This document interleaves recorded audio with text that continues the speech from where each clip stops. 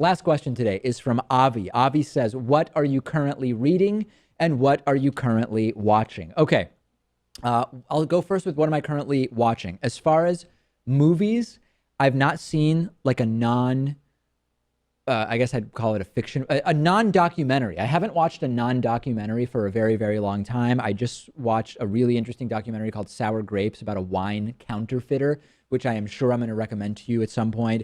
I recently watched a documentary about, which I've already recommended, Ivory and what's going on with Ivory. So I'm watching a lot of documentaries. As far as TV shows, here's where I am. I am finishing up The Blacklist season 3. It's not my favorite show, but I'm so in it now, and I do like a lot of the characters that I'm going to finish it up. Then I'm going to go to season 3 of Black Mirror, which it's on my queue. I'm waiting to get to. Then I'm going to go to season 2 of The Man in the High Castle, which is an Amazon original.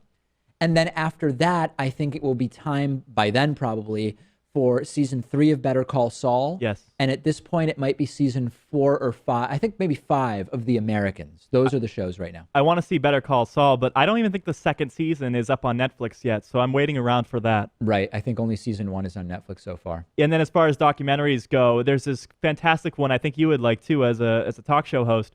It's called I Know That Voice, and it goes into the lives of voice actors I've seen it. Oh, okay. You have seen it. Yep. People who cover voices for cartoons, and you really get to see a sneak peek in the people behind the voices. That is a good documentary, yeah. And not only do you see some of the cartoon voices, but you see, I believe, some of the famous like movie trailer voices that are really common. I believe that that's part of that documentary. Yeah, where they're like, in a world where this and this happens. Yeah, absolutely. Exactly. That is good. And then as far as what am I reading, I'm currently finishing up.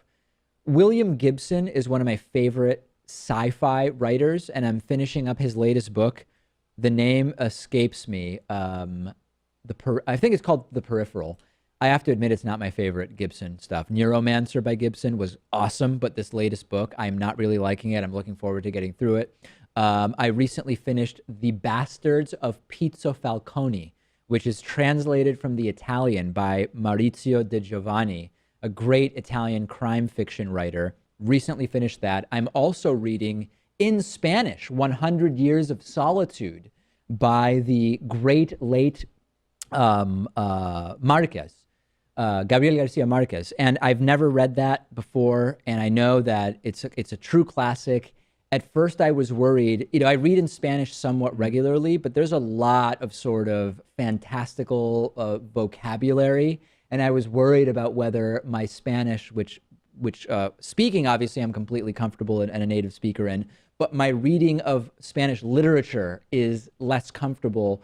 But I'm about 40 pages in, and it's great so far. I don't know if you've read that in English, I assume. In English, it would have to be, yeah. I mean, that's pretty fascinating because a lot of people may feel completely comfortable speaking a language, but when it comes to reading and especially writing it, they kind of struggle with that. Yep, no doubt. But it's going great so far. The book is amazing, and I'm working my way through that. And also for nonfiction, I recently finished Robert Allen's book Mastery. That was really good. And I recently started Daniel Dennett's book Intuition Pumps and Other Tools for Thinking, or something like that. Intuition Pumps is definitely part of the subject, and that's really good so far. I'm about 30 or 40 pages in on that. I would love to go through the classics that I read in high school and read them again because I was not particularly interested in them at the time and didn't pay too much focus on getting some value out of them, but rather just to pass a test or to write an essay on them. Yep. And these books get referenced all the time. It would be great to read them again. Beowulf I read in like sophomore year, and I hated it. And I bet that if I were to read it now, I would just get so much more out of it. And in my head, I sort of have some negative associations with it because I didn't like the teacher that I had at the time, and I didn't like the way it was being taught, and I didn't really care about English class in school.